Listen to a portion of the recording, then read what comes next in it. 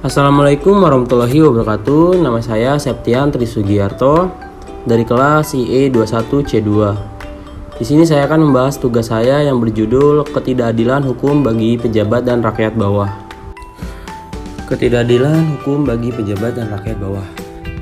Indonesia adalah negara yang menggunakan Pancasila sebagai landasan dalam berbangsa dan bernegara. Pancasila merupakan ideologi yang berisi 5 prinsip yang saling meliputi satu sama lain. Salah satu bunyi dari Pancasila adalah keadilan sosial bagi seluruh rakyat Indonesia, yang merupakan sila kelima. Perwujudan bangsa Indonesia sebagai implementasi sila kelima adalah Indonesia yang merupakan negara hukum.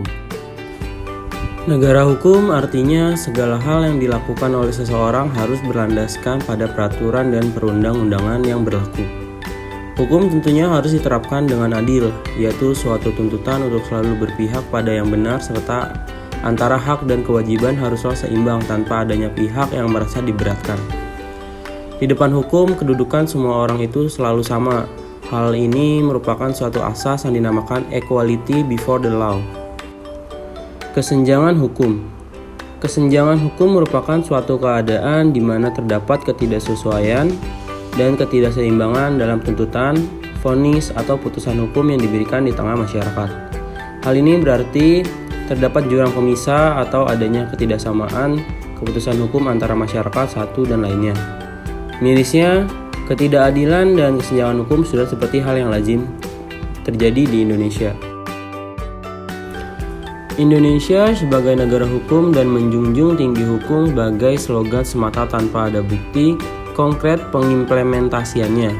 Fungsi hukum sebagai alat kontrol sosial dalam praktiknya banyak disalahgunakan oleh berbagai pihak demi kepentingannya sendiri.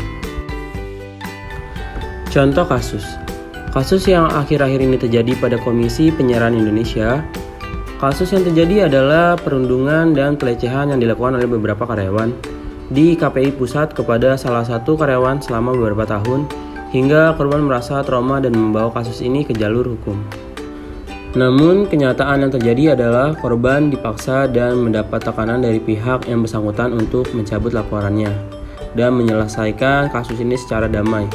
Bahkan, korban juga terancam akan dilaporkan balik oleh pihak pelaku dengan UU ITE karena korban menyebarkan identitas pelaku.